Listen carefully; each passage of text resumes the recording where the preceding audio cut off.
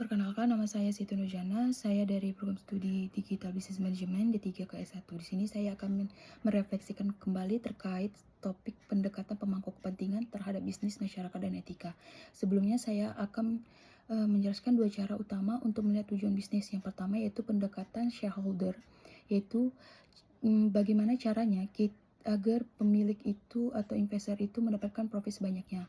Nah, yang kedua yaitu pendekatan stakeholder, yaitu bagaimana caranya agar perusahaan berjalan dengan baik sambil memperhatikan semua pihak yang terkena dampak. Nah, jadi pendekatan pemangku kepentingan yaitu artinya saat kita mengambil keputusan bisnis sebagai seorang manajer, wajib kita untuk memikirkan dampaknya ke semua pihak yang berkepentingan, bukan cuma ke pemilik modal. Lalu siapa sajakah yang pemangku kepentingan tersebut? Ada dua jenis, yaitu yang pertama internal dan eksternal. Yang internal yaitu seperti pemilik atau investor modal, lalu ada direksi atau manajer, dan yang ketiga yaitu karyawan pabrik atau staf kantor. Lalu yang eksternal yaitu seperti konsumen, lalu ada pemasok, pemerintah, masyarakat, dan lingkungan. Nah, masing-masing dari mereka memiliki kepentingan atau stake yang berbeda, seperti gaji, harga pokok, kesehatan, keuntungan, kebersihan lingkungan, dan sebagainya. Lalu, ada hubungan antara bisnis, masyarakat, etika dalam pendekatan ini. Di dalam bisnis, bisnis sangat bergantung kepada masyarakat, seperti hukum, izin sosial, infrastruktur, tenaga kerja, dan kepercayaan publik. Sedangkan masyarakat juga bergantung kepada bisnis, seperti adanya lapangan pekerjaan, adanya barang dan jasa, pajak, program sosial seperti beasiswa dan lain-lain, dan inovasi. Karena hubungan inilah saling bergantung, perusahaan tidak hanya bisa memikirkan satu kelompok. Karena ketika perusahaan memikirkan satu kelompok,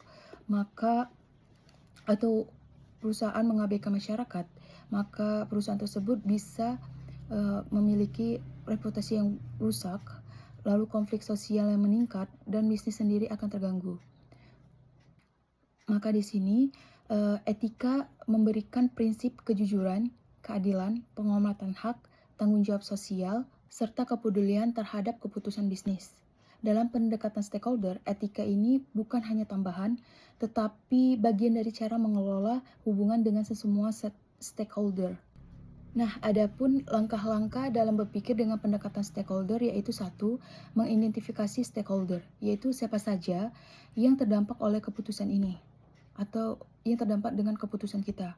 Lalu yang kedua yaitu memahami kepentingan mereka, seperti karyawan, mereka butuh gaji yang layak dan kerja yang aman. Lalu ada konsumen, mereka membutuhkan produk yang sehat dan harga yang terjangkau. Lalu ada masyarakat, mereka ingin lingkungan yang bersih, tidak bising, dan ada kontribusi sosial.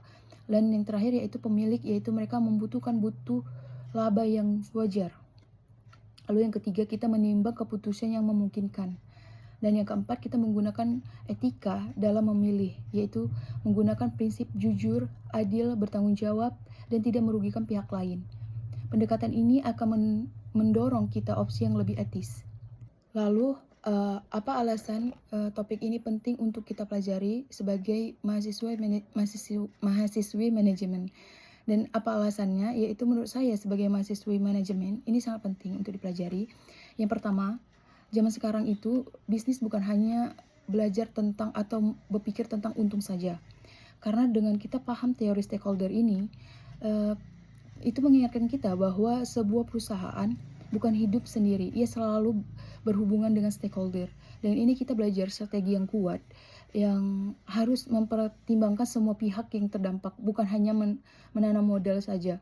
Lalu yang kedua yaitu membantu kita mengambil keputusan yang lebih adil dan jelas, dan mengasah sudut pandang etis kita sebagai seorang manajer, di mana kita tidak hanya belajar tentang cara untung lagi, tetapi kita mengambil keputusan yang bisa diterima oleh banyak pihak. Lalu juga yang keempat itu dengan kita mempelajari stakeholder, ini membangun reputasi, kepercayaan, dan dukungan jangka panjang oleh masyarakat karena kita paham akan teori stakeholder ini. Lalu yang kelima yaitu menjadikan dasar atau fondasi penting kita untuk memahami CSR, yaitu Corporate Social Responsibility dan Sustainability atau ESG, yang mana sekarang ini menjadi tuntutan global. Sekian dari saya, terima kasih.